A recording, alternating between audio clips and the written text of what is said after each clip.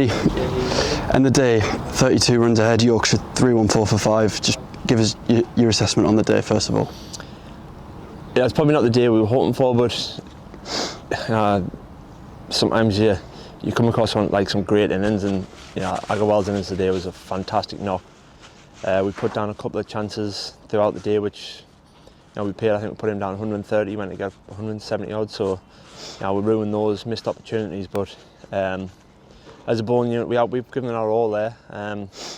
He's battered the house down, but the game's still very much in the balance moving forward.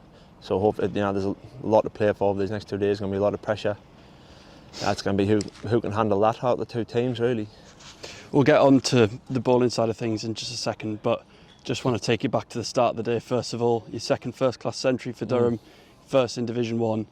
You must be delighted with the way you batted yesterday and this morning as well. Yeah, I mean, came in, we were behind the game a bit when I did come in, so I think the innings has a lot of meaning because of that. Where it put us, it moved the game forward a bit. We were able to score quite quickly after that. So just to give us a chance, really. Then, I'm desperate to stay in Division 1. I really don't want to get relegated. I want this club to be in Div 1 next year. So to play a part in keeping us in this fixture, I'm over the moon with the knock here. Obviously, you put your heart on the line there. I guess it must have just been a bit of a frustrating one when you fall short of that third batting point. Yeah, well, I think the way the games are going, batting points aren't in the picture anymore. We have to win. So we discussed that at the start of the day.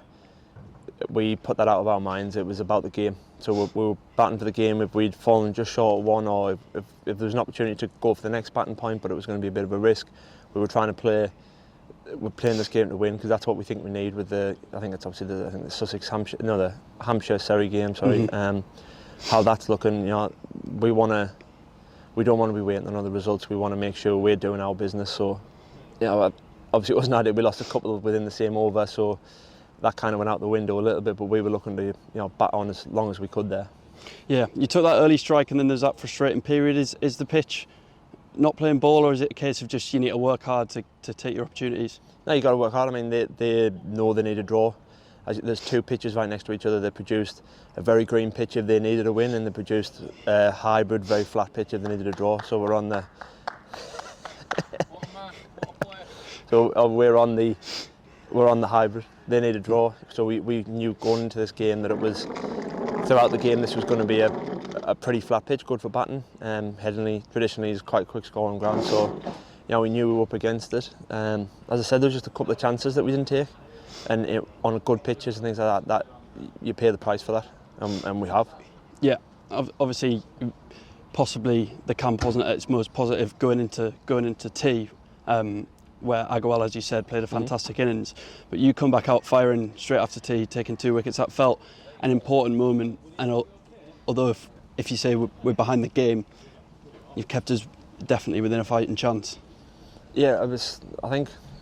Them spells often, you can come off and look good and you think you bowl well, but it was an exact replica of how I bowled all day. Just sometimes you get a bit of luck, one keeps low, you get a big shot in the nick. So it was just right timing for me personally, but it definitely put us back in the game. But then again, as I said, Agarwal playing through that session, he was unbelievable. He batted the house down, so hats off to him really.